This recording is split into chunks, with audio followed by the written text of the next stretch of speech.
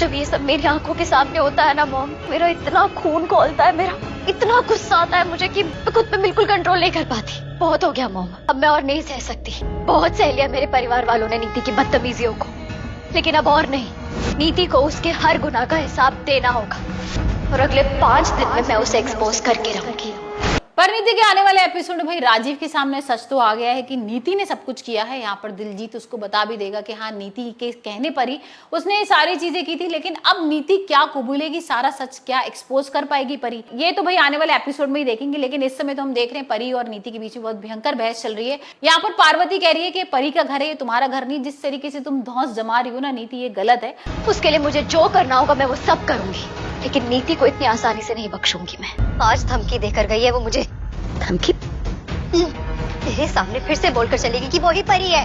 परी है या पहेली? तब तो कह रही थी कि उसने गुरप्रीत बहन जी के कहने पे कहा कि वो परी है, नहीं तो वो पार्वती ही है। पार्वती होती ना तो ऐसे धमकी नहीं देके जाती मुझे कि 5 दिन बाद वो। और वही नीति ये कह रही है कि भाई ये परी का घर नहीं, ये मेरा है, और यहाँ पर ताईजी वगैरह का कुछ हेड नहीं है, मैं ही हेड हूँ सारी फैमिली की, और मेरी तो राजीव से शादी भी होने वाली है। तो यहाँ इसी चीज को लेकर भाई बहस चल रही है।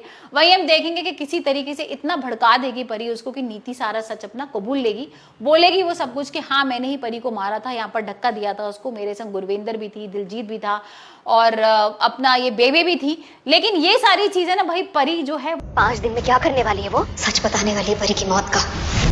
मैंने और आपने मिलकर जो उसके साथ किया है ना, वो सब कुछ गणपति विसर्जन वाले दिन दुनिया को बताने वाली है वो।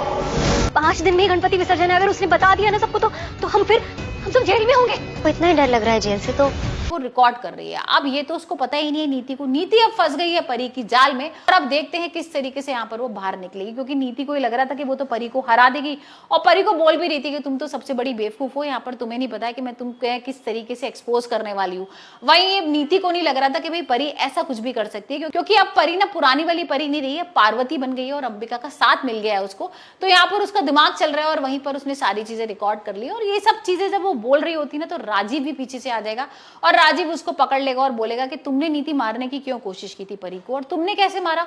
तुम तो बहुत प्यार करती थी अपनी फ्रेंड से, वो तो तुम्हारे लिए भाई जान देने को तैयार थी, और तुमने उसी दोस्त को मार दिया, उसी की जान लेने की कोशिश की। तो यहाँ पर भाई नीति कुछ भी नहीं बोल पा रही है, और देखते हैं आने वाले एपिसोड में किस तरीके से भाई नीति का खुलासा होगा और यहाँ पर अब राजीव क्या करेगा। वैसे तो परी के सामने अब ये चीज तो क्लियर हो जाएगी कि राजीव ने कुछ भी नहीं किया है, राजीव बेकसूर है, क्योंकि नीति जिस तरीके से बता रही थी ना वो सब झूठ बोल रही थी। तो देखते हैं अब परी क्या करती है राजीव के साथ। लेकिन यहाँ पर नीति तो एक्सपोज हो गई, और नीति का अब क्या होगा, क्या वो जेल चली जाएगी या फिर यहाँ पर चलेगी कुछ अपना नया षड्यंत्र।